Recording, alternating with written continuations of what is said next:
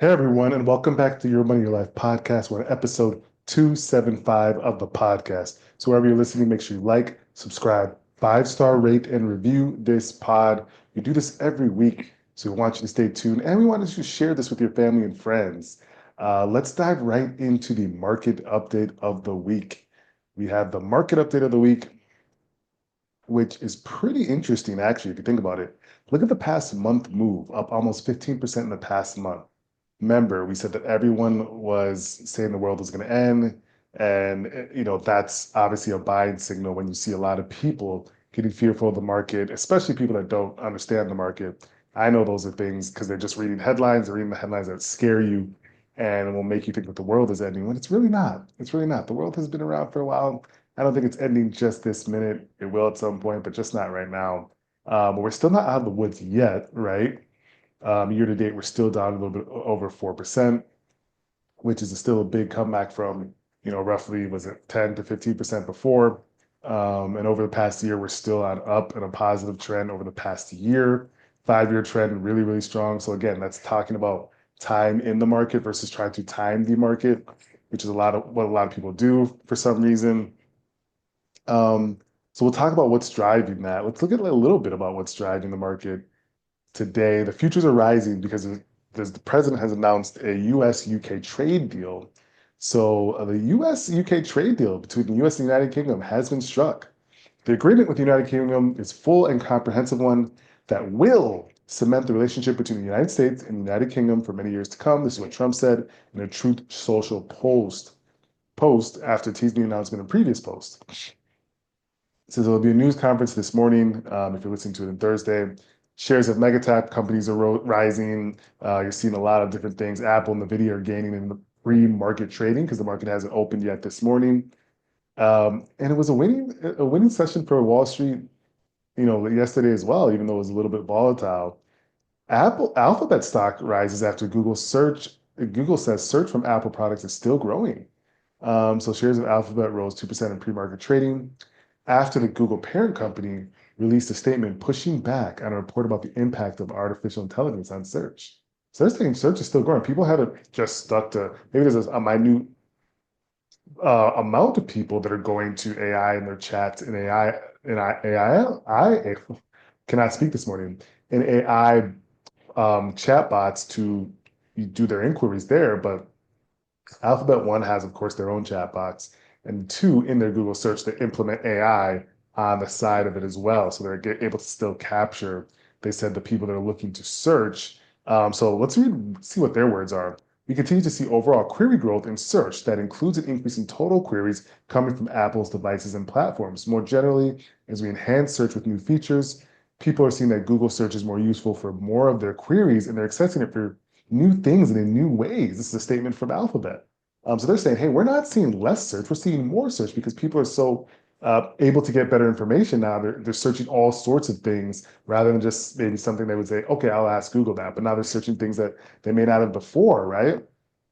So that's quite interesting. And for a tech company that's done really, really well over the past long time, since 1994, I think their inception roughly. Um, we'll talk about cutting rates. So part of the market theme is the president calling for the Federal Reserve to cut rates. So Trump went after Federal Chair Jerome Powell again, calling him a fool in a Truth Social post after the central bank kept rates steady. He said, too late, Jerome Powell is a fool who doesn't have a clue. Other than that, I like him very much. Okay, call him a fool in one sentence and say likes him very much. Quite interesting. Um, and so that's like the market sentiment right now, right? And it's actually been pretty positive. You see futures are up for our YouTubers. Futures are up before the market opens. We'll see if that stays in the trading day again. And again, so that's the big themes right now. We did go over the chart on what's happening year to date over the 5-year period. And over the past month, when people have told you the world was ended, we saw that, early April till now, past month, we've actually had a pretty incredible increase. Let's go talk about the Fed and what they decided to do. The Fed decided to hold rates steady. They warn of risks. The Federal Reserve left interest rates unchanged Wednesday, as expected, and they were warning that the tariffs had raised risk of faster inflation and slower growth. So this is the third consecutive meeting that the central bank has held rates steady between 4.25% and 4.5%. What does that actually mean for you? One, savings rates they will stay steady more than likely for a little bit. They're not going to come down screaming down so fast yet, but they will at some point when the Fed starts to lower this central bank rate. You will see that. As far as other rates, mortgage rates are tied to yields, bond yields, and bond yields are tied to general sentiment in the economy and also the rates that you see with the central bank. So those will probably stay steady as well. Let's look at the 30-year mortgage chart. I'm actually curious. 30-year mortgage rate. We're taking a look at the Freddie Mac site for the YouTubers, and we're at 6.76% on a 30-year.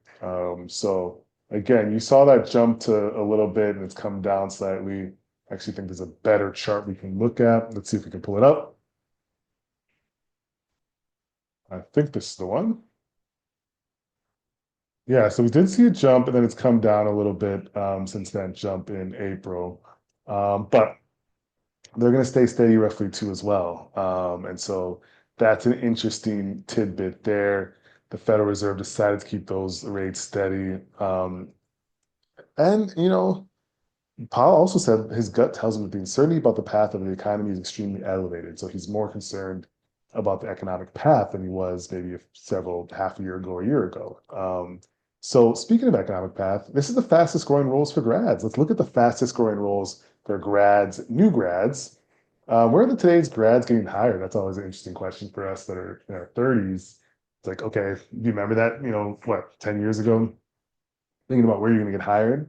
But LinkedIn's annual grad guides highlights the fastest growing jobs, industries, and cities for recent grads. Tech and business roles dominate the lists for those with bachelors, while durable fields such as construction and utilities are the top destinations for entry-level opportunities. Okay, interesting. So if you are those looking for jobs and your skills align, make sure you're looking at those places that are mentioned in this report. I think that's quite interesting, actually. Let's look at Spotify versus YouTube. Always interesting. Spotify versus YouTube. Spotify's new effort versus YouTube. They have a story here that says Spotify has released several tools to give users more control over their listening sessions. This is in a bid to narrow the gap with their rival YouTube. So latest updates include features for music discovery and playlist customization, while YouTube continues to dominate the podcasting space. Interesting. Spotify has also introduced a new metric dubbed the plays that displays the number of times an audio only or video podcast been actively listened to or streamed. Interesting. The plays. Okay, that's might make sense because I'm looking at my Spotify actual analytics today, this morning, it was different. I was like, oh, okay, what's going on with my analytics? And so this story is actually telling me what's going on. That's why reading is so cool because you can learn something new. I was like, what is up with my analytics? It's different than it usually is. And this is actually telling me what that reason is, I presume now. So, okay, they're doing different things. Spotify is looking to combat YouTube, who's apparently dominating some of the spaces that they play in. And so they're looking to do different things to give users more control and more metrics and analytics to understand exactly what they're getting when they put content out there. So that's actually interesting enough. We'll have to keep our eyes on it. They're battling hard. Let's move to another large corporation, Disney. Their earnings came out and they saw that, they added 1.4 million subscribers to Disney Plus. The streaming service last quarter, they have now a total of 1.126 million. The entertainment giant also beat on revenue, notching 23.6 billion, a little bit higher than what was expected. The winter movie hits boosted Disney entertainment revenue. Theme parks saw better than expected growth as well. So theme parks coming back. I think they also launched or announced a theme park in the Middle East. Interestingly enough. All right, Disney. So they had good earnings, and the stock saw in kind responded pre-market anyways. But they're doing a theme park in Abu Dhabi. What do you guys think of that? Theme park in Abu Dhabi. Um, I'm curious. I'm curious on that, how that works, how that goes. The big story of the day: U.S. and China agreed to meet. The first confirmed trade talks between the U.S. and China. since the administration announced an increase in tariffs on the latter will take place this weekend in Switzerland. This week in Switzerland. The two countries are seeking to de-escalate the trade and tariff standoff that has threatened to hammer both economies. The uncertainty is already hitting the semiconductor business, AMD.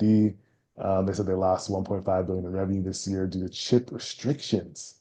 So you used to try to take trade talks begin in Switzerland. So we said this, was trade talks between the US and China have to be commenced. Our initial thing was it would take a while for them to come to the table. I think both people I realize they do need to come to the table, and we'll see what these talks, bring about, right? Like you saw, the U.S. and the U.K. came to an agreement. Will China and the U.S. come together? They're farther apart than probably anybody that we at least know of in these negotiations. So them coming together is going to be huge for economic reasons, huge for small businesses that are trying to import from the U.S. Or excuse me, they're in the U.S. They're trying to import from China into the U.S. and that have unexpected charges that are insurmountable for them. And so these talks are going to happen, I think, over the next couple of days, and we'll see if something unfolds where um, we actually get a deal done. That will be, huge. And again, we said that this would have to be the thing that happens to really give ease to the market outside of economic slowdown. This trade deal is something that has to happen sometime relatively soon, right? Like relatively soon. That so that they're coming to the table. It's a positive sign rather than being further away. I do think that's a positive sign. Let's move over to video game market for the video gamers. GTA, Grand Theft Auto, I think it's six. It's a highly touted game. They're coming out with it. They keep punting the release date from fall of 2025 to May of 2026. So they punted it a good 9 months. What? They just punted it a good 9 months. And the stock fell in kind. That's Take-Two Interactive. Um, And they did drop a trailer that people are super hyped about and excited about. Everyone's talking about the game. And so for the gamers, you do have something coming. GTA, they just punted it 10 months, but you do have something coming your way. Palantir had some different things. There was nothing much crazy in news. We did go over everything that we needed to. The trade talk is a big thing coming up. That's happening. That's a big, big sign that we have is the trade talk. So let's jump into our questions of the week. I think we're going to do rapid fire. We have a lot of them. I love them. There was a lot of them today. So is it Asian? Okay, it's Asian American Heritage Month. So what percentage of Asian American households own a business? I think that's going to be a high percentage. I know it's going to be over than 50%. I'm going to say in the 60 to 70% range. You think about Asian Americans, they're highly entrepreneurial, I believe, but I am totally wrong. Hint, there are over 2.9 million AAIP-owned businesses in the US, and the answer is only 15%. Why did I think so much higher? That's interesting. Much lower. Okay, okay. This is a 2019 survey. More than 2.9 million Asian Americans own businesses in the U.S., far more than any other racial ethnic groups. Okay, so it is far more than any other racial ethnic groups. Roughly a quarter of Asian-owned businesses with employees are concentrated in the restaurant and hospitality sector. Interesting. So the sector they focus on is restaurant and hospitality in mass. So interesting enough, but I was way off on the initial amount. Question of the day, which US state has the highest tax rate and the lowest? Highest tax rate, obviously, is going to be those bigger states, California, New York, I would say. I think for some reason I feel like Hawaii is up there, but I could be totally wrong. Um, and then lowest, of course, the six that have zero state tax, right? Most tax, Hawaii. Okay, I got that right. Hawaii is the highest at 13.9%. I think I saw that before, like in the general, just remember that photographic type memory, even though I don't really have that, but I remember that. Lowest, okay, so they eliminated people that have zero. That makes sense. The lowest tax rate, release tax, is 4.9%. And that's Alaska. Alaska's at 4.9. Okay. You got to incentivize people to go to Alaska. Not that people are just like running to go to Alaska. That's crazy. Alaska. Why would you like? What would you do there? It's so interesting enough. Some good charts there. Love it. Love it. Love it. So, okay, which US state has the highest tax rating? Lowest. Okay, I just wanted to confirm the question. Let's do one more because we're rapid firing, knocking these out. Question of the day. What percentage of young people 18 to 24 know their credit score? So, what percentage of young people 18 to 24 know their credit score? I accidentally saw the answer. It's in the 50%. It is 54%. So easy for people to know. You can go to like Experian, your bank, all the different websites, and just literally sign up to get a free credit report. So you can always do that, whether you're 18 to 24, whether you're older, younger, always do that. It's good to know for any time you're going to use credit, borrow, do different things. Of course, if you're doing car, house, all these different things that you may do in the future, increase your credit score, and doing those things is key. So that's a really good one. What's going on personal? Again, I told us that we're getting all set up in our new place, in our new house. We are watching the NBA playoffs. It's actually really, really intriguing playoffs this year. I got last series winners all correct.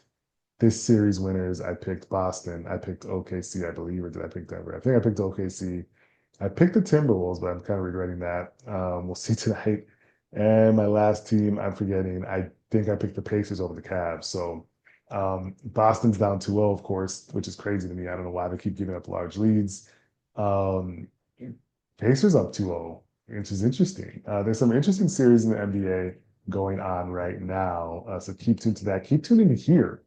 We have a lot going on in New Street Advisors, New Street Sports, where I wish our guy, Jabarius McGuinn, in Vikings camp um, this weekend to have a wonderful time there and to prove what he can do. So we'll be praying and wishing for him. So stay tapped into us. We do this every week. We'll see you next week.